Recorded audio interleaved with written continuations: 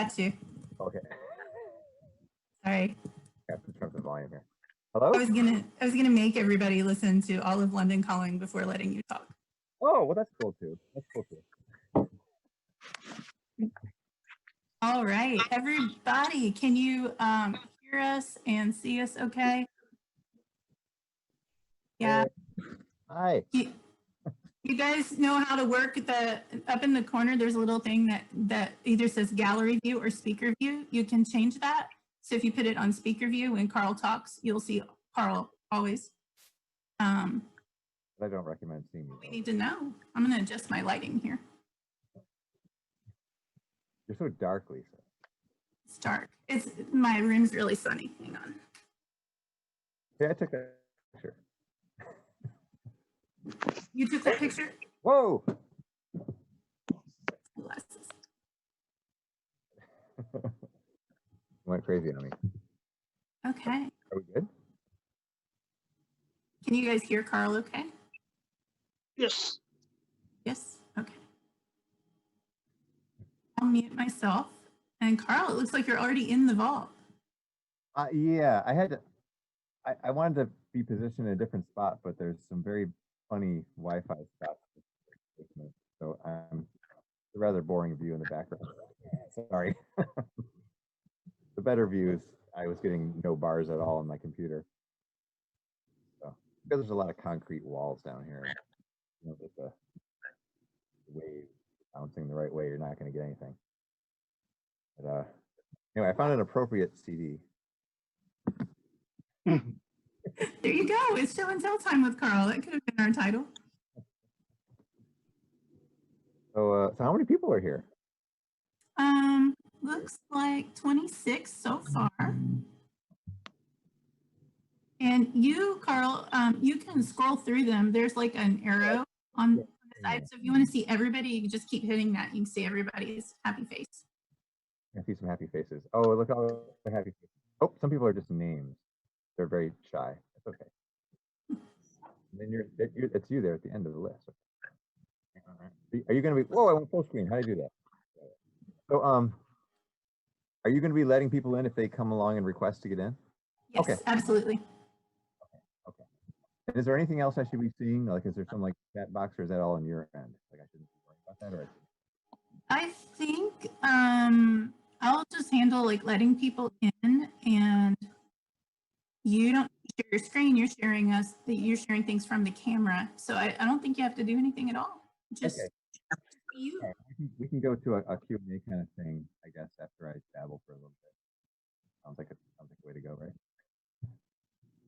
Yeah, I gotta fix your volume though. You're very quiet on my computer. I wonder if I could. You know what? I have a microphone thing. If I plug it in, will Zoom understand that? Like, will it freak out? Let me see. Hold on. Okay, let's try it. If it doesn't understand it, there's an easy audio control access here. USB deal. You have a crystal ball on your shelf, Karl? Is that a crystal ball in front of you? Crystal ball? No. Yeah. It has nothing to do with Weezer, but this Oh, okay. It's the moon. Isn't that cool? How cool. It's not the Earth, it's the moon. Mm-hmm. That's cool. I've never seen a moon globe. Me neither, except for that one. I can't remember where I found it. So I'm just going to plug this in just to see if it works. Yeah. Then tell me. Okay. Cool little guys. Cool. If you plug it in and then we can't hear you, I'll talk you through. All right. All right, plugged in now. Can you hear me? I hear you, but I don't know if it's getting you through that. Talk some more. Hello? Oh, it's better. Now I can't hear you. Uh-oh. Uh-oh. Why is that true? Uh-oh. You sound great. Let's see. Well, I've cut off all you guys, unfortunately. You can hear? Yeah. But now I can't hear you. So I'm going to pull it back out, see what happens. Okay. So why did it cut you guys off if it's a microphone? That's weird. Well, it's telling your audio. I think it thinks it's like a headset or something. So before you plug it back in, I'll tell you what to do. Okay. Next to the microphone icon on the bottom, there's a little up caret. If you click that, it'll give you a place to select your microphone and select your speaker. So you want to After you plug in your microphone, just go there and then tell it to use your computer speakers. Uh-oh, now you're quiet again.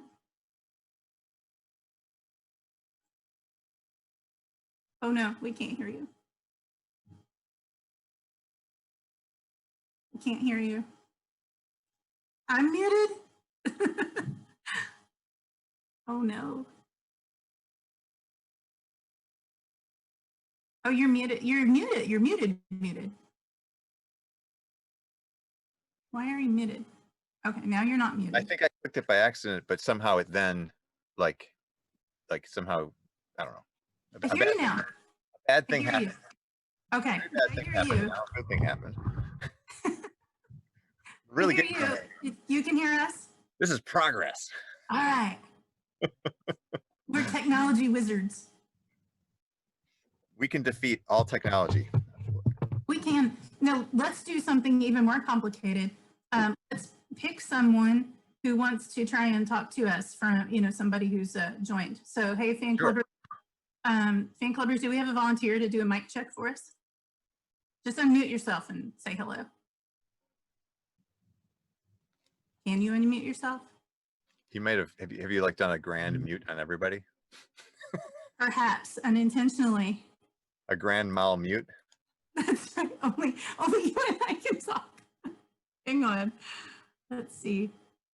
Yeah, they're all showing muted to me. Okay. Allow participants to unmute themselves. Now try, guys. We can do it now. We can talk. Okay. Yeah. Yep. There you go. I think we're on river settings. Testing. They're very strict settings. Very We strict. So we we're get a loosening little things looser. up now. Yeah. We can get a Just little bit loosen- looser here. Awesome. And we could hear you. I think that was Tiffany we heard. Yeah. Yeah. Cool. Thank you. Oh, here's everybody. I finally got the gallery view going. Hello, everybody. Yes. Sorry to make you sit around and Hello. wait for technical problems to be resolved. That will never be resolved. It's all good. So should I just start babbling about anything? Does that Yes. sound good? Yes, All right. please. While So- I'm awake. Thank you all for hanging out here. This is great. It's good to see you all, and I personally feel sorry, as we all are, that we have no opportunities to see each other in person and won't for a while, it seems like. But I'm glad you're all here and out there somewhere, and somehow we'll find a way to reconnect in person as soon as we all can. So thank you for saying, like, you know what, man, this is all Weezer's fault. I'm never ever going to look at them again. So thank you for not doing that. And so a thing happened recently that was kind of interesting. It started like 2 years ago on the summer tour. That was the first run with the Pixies in the summer, like in 2018, I believe. We went through Salt Lake City, and as we have over the years, when we go through Salt Lake City, we invited the Allen family to come to the show. And the Allen family are the family of our fan club girls, Michael and Carly, who we lost in 1997. And we always kind of extended invite to them to come to any, major Weezer show that comes through, because we don't hit Salt Lake, more than maybe once every 3 or 4 years, it seems like. So it's nice to see them, and it's kind of a big clan of cousins, and they always bring a bunch of people, and it's fun to hang out for a little while before the show and just catch up and say hi, because they were extended family of the band, really. And on this last time that happened in 2018, I was running the VIP museum lounge thing, and Michael and Carly's younger brother, well, they had 2 brothers, and they're both there, but the one is Tyler, and Tyler's a really cool guy, and he eventually took me aside and said, I've had this like giant pile of stuff that I don't know what to do with. It was all of Michael and Carly's like record collection and like all their cassette tapes and a bunch of other random stuff, and it's been basically in a closet for 25 years, and I realized, you know, none of us in the family know what to do with it, and I don't know what to do with it. And, you know, so do you want it? He said. And of course I said, well, yeah, I mean, that would be really fascinating to see because, not only because, well, there's a bunch of reasons, but number one is it's fascinating to see what the girls had in terms of music, but also they had a long history of being like right on the pulse of the scene in Los Angeles, like in the early 90s. So I know that they were connected with all kinds of bands before they even met Weezer. And it made me very curious, like, okay, what was it? Who had given them demo tapes and who had given them, you know, records back in the day, and what were they shopping for in like 1989 and 1990 and stuff? And because even before they met Weezer, they were very much like these kind of like magnets of the scene. Like everybody wanted to hang out with them, and everybody appreciated their taste. And if they went to a show, it usually meant that band was a good band, and we should pay attention to them. So here was their brother saying, "I've got all their, you know, their old records and all their old cassettes and CDs and stuff. I don't know what to do with." I said, "No, there may be a lot of this that really nobody knows what to do with, but there's got to be some stuff in there that I should see because I was there too, but they were there before us, and they were so on top of things, you know. Plus, there's the whole idea of like, well, this is their personal stuff up till, you know, 97. So who knows what kind of Weezer stuff's in there or rental stuff or whatever." So it was like it's not right for it to sit in a closet and then get forgotten about and then thrown out someday. It's like, you know, so I arranged it with him, like, if you ever want to get that packed up and sent to me, you know, I'll pay you for the shipping, and that's totally cool. And he was like, all right. And then of course, like a year and a half went by and nothing happened. And I didn't forget about it, but I was like, you know what? Good intentions, but it's not going to happen. I mean, obviously, you know, something came up, or he's too busy. You know, he's a family man, you know, like, you know, he has a real job.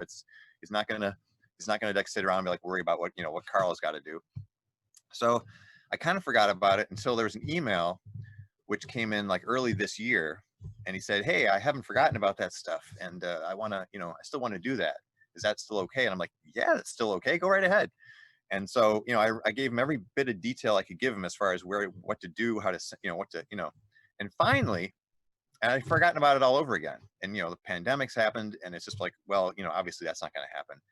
Then one day I go to my post office, as I often do, and they say, "Oh, you." I say, "What's wrong?" And they say, "Well, you've got some stuff here." And I'm like, "What do you mean?" And so he said, "Wait here in the lobby." And, you know, sitting there, you know, I'm in a mask waiting up you know, in this big long line. Everybody's looking at me like I'm, you know, I'm a bad guy because I'm holding up the line. I'm like, "I'll get out of the line. Just, you know, what's wrong?" And so they bring this, you know, those carts that got the wheels in the bottom and they're real flat and they have like the two long handles and you can put about 15 or 20 boxes on them. They bring out one of those with 12 giant boxes that are all addressed to me from Utah. And I'm like, "Oh my God, he sent the stuff." So I had to get, you know, I had to like schlep this thing out to my car, and and there's this long line going out the door of people like looking at me like, "Who's this guy holding everything?" I was like, "I didn't do this. I didn't do this." So I roll out to the car and throw it all in the car and get it all home. And so for the last couple of weeks, I've been like digging through all this stuff. And it really has been a fascinating time capsule because it's like, imagine the collection of people that were totally into indie rock, punk rock, you know, early alternative rock, college rock, and hardly anything else. And they were like on the scene in Los Angeles in you know, the late 80s and early 90s. And so, and all the bands that they connected with weren't the hair bands back then. They were like the cool bands, like the bands that came before Weezer that were trying to do something that wasn't hair. But didn't really make it, you know. And so I just been digging through all this stuff, and I thought I'd show you guys some of the things that have turned up in it, because I feel like it's found a safe home here with all the other, you know, related stuff. And so yeah, it was a glorious moment. Like, this is all stuff that would have literally, you know, it was lost. Like nobody ever would have. It was just gone, you know. So I'm gonna dig through here for a minute. Find you a couple neat things. Karl, that must be just a crazy feeling. Like I've been digging through the closet and garage as I've been quarantined and coming across stuff from college that just really takes you back and things you might have forgotten about. So going through that stuff just must be just crazy, you know, and like really joyful and surprising. It's insane. Yeah. It's really insane. Now remember, they were, not that people necessarily knew this, but they were like close with Jawbreaker. They were close with Jimmy Eat World. They were close with a lot of bands of that era and that ilk. And they were close to a lot of bands that literally, I don't know who these bands are anymore. I've never heard of them till now, but they had like multiple either tapes or releases by them. I'm like, well, they must have been somebody cool, because these girls were so, you know, into it. Hold on one second here.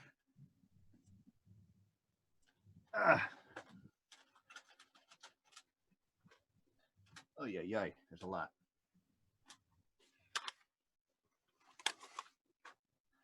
Also, just like the whole format thing, like cassettes. I mean, how cool is that, right? I mean, I'm just laughing. Like, so here's the Real Big Fish demo tape. Like, like I don't know how hard this is to find today, but I thought that was. I don't know anything about Real Big Fish except, you know, they were a big deal in that genre, and there's their demo tape, and you know that this was handed to them by the band. Like, it wasn't like they went out and sought it out or bought it at a store. Like, these guys knew them. Yeah.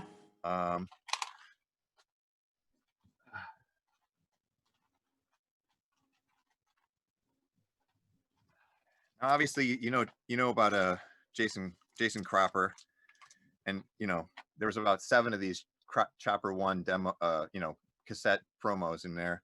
But then this was kind of cool. This is their record on cassette before they actually released it on CD. Now it's about as obscure as you can get, because the CD itself isn't exactly hard to find today. But then here's the cassette. Like the record company is like, hey, let's send this out to some, you know, some record stores or whatever at the time. So I thought that was kind of neat.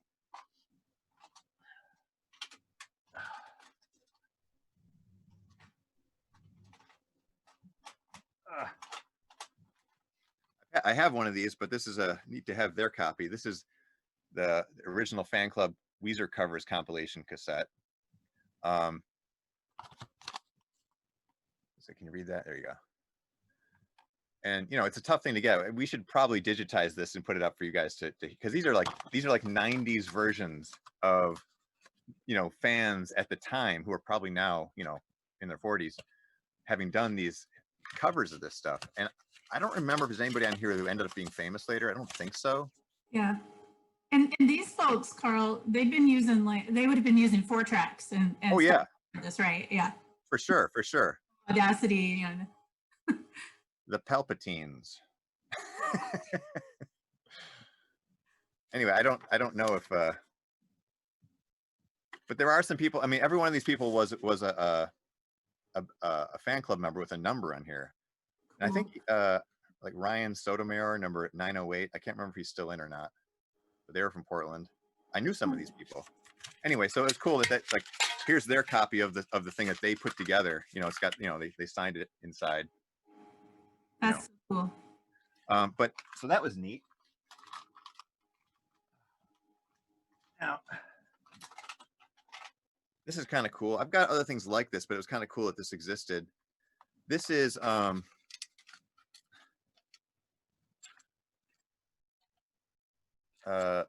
tape of Weezer from the studio. It says Sunset Sound Factory. It says 794. It doesn't really make any sense because we weren't necessarily on the road at that. I mean, we think we were on the road at that point, but this is what's on it. I mean, it's pretty cool. Like that must have been something that Rivers just handed to them or something when we were going, you know, back in town or whatever. It's like, here, check out some of the mixes. We're working on this stuff. You know, it's just like well before Pinkerton even really existed as a thing. So I thought that was pretty cool. You know, I have some similar stuff myself, but it was neat to see like this is what they had. You know, like this is what they knew, you know, months and months before this album ever came together.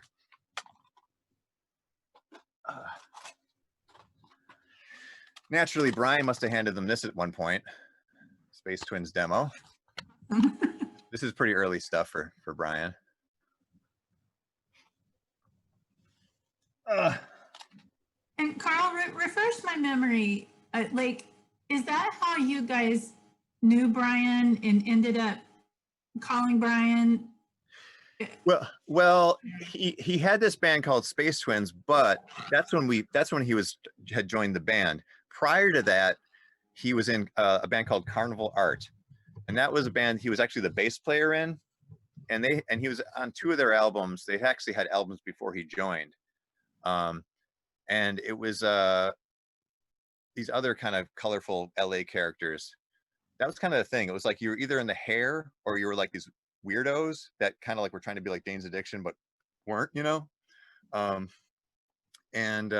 Art was like that, and I think Brian, he wasn't satisfied in that band, and because obviously he wanted to play guitar, not bass, and they didn't, like a lot of bands around that time period, they had a lot of, you know, indie cred but no record sales, and so eventually there was no money to keep going, and everybody, you know, had to go back to their day jobs and this and that. And right around that time, Brian started the Space Twins. He had a girlfriend who played bass and looked pretty spacey, and so like they put on, like, you know, antennas and they'd play these 2-people shows, and I think they would have a friend play drums if they needed drums. So yeah, I remember when he was asked to join, it was like, oh, I've got this band called Space Twins. I was like, oh, really? And he'd be doing shows once in a while, like, you know, in LA, like before we'd actually went on tour and stuff. And as you all know, he kept that going for years, kind of as a concept. Not that he necessarily did many shows doing it, but he ended up making that CD years later before he changed into the relationship.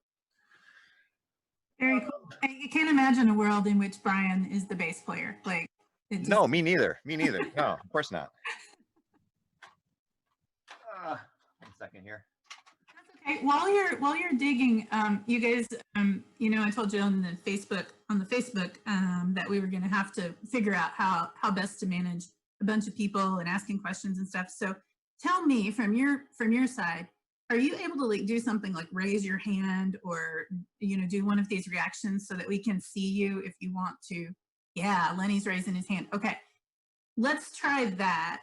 So if you end up with a question for Karl, raise your hand. I have this cool list here that pops up a little blue hand, and we'll be able to kind of say, hey, Lenny has a question. Then you can unmute and you can talk, you can ask it, but that way we'll just be able to be a little orderly about it. Does that sound okay?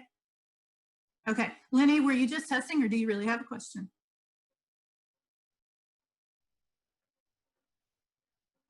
Looks like Lenny's doing something. He's like, No. No. No.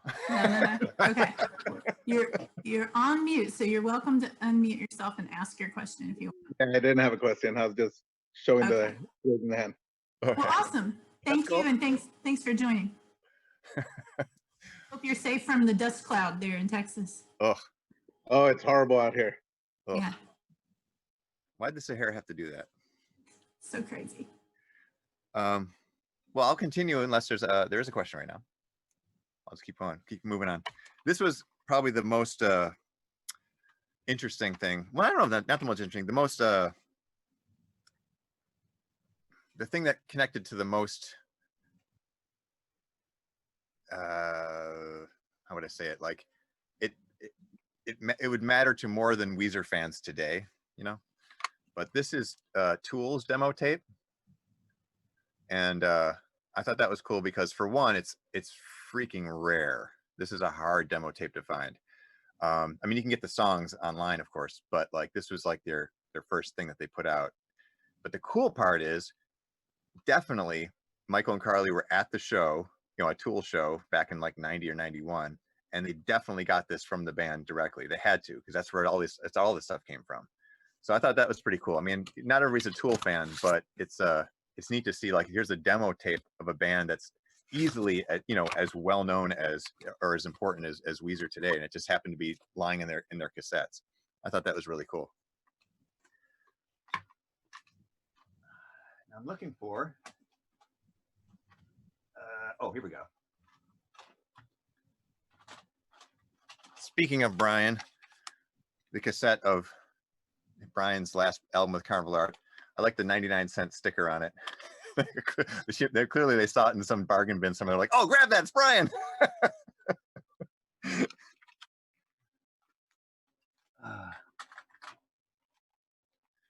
This is cool.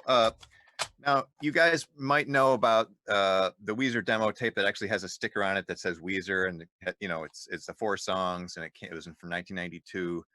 It wasn't the Kitchen tape, but it was later than that, and it's the one that actually we actually handed it out and tried to get people to get into the band. Well, it looks like in this case, it ran out of the actual cassettes made at the little reproduction facility, and it looks like Rivers duped the demo over Sammy Hagar's 3-Lock Box album. But if you look at it closely, this is Rivers' handwriting. Says the Wheeze for Michael and Carly. Oh, that's awesome. So it's pretty cool that got back into the family, because that could have been lost forever. That's a pretty cool thing. Yeah. Much better use of that plastic and tape. Well, definitely. And then the best part is Michael. This is I believe Michael's handwriting, where she wrote down the song titles and she called it the Sammy Hagar tape. That is one obscure Weezer tape right there. Yeah, that's a weird one. But that's actually, that's the demo. And of course, theirs has the surf wax on it, which is the one that was only put on a few cassettes for friends and stuff like that, because it wasn't part of the actual 4-song demo. I thought that was neat.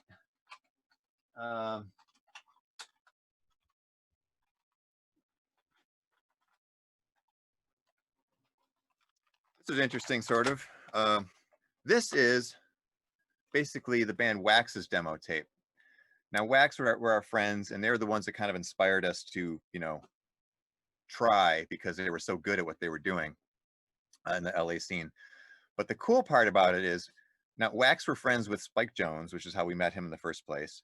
And Wax were also managed by a guy named Daniel Field, who much later became Weezer's manager from 2005 to 2014, roughly. And on the back of it, you can see the contact information for Daniel Field, which I remember him back then having stopped by our apartment one time briefly with the guys in Wax. And I was like, who's this tall dude with the weird hair? And it turns out he was like managing them. Like that was his first attempt to like get into management at that time. I never had this demo tape, even though I lived literally next door to some of the guys in Wax for months. Like they obviously ran out of them and they never gave me one. But anyway, this is something that, like, to me is priceless, but to people collecting records and cassettes, would be like, who the hell is Wax? Who cares? But like, to me, it's like one of the most important things.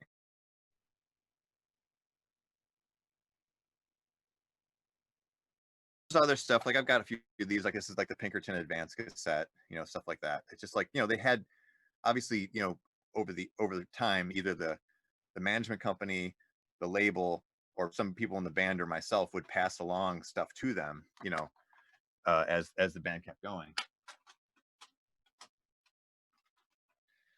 And then this is pretty cool.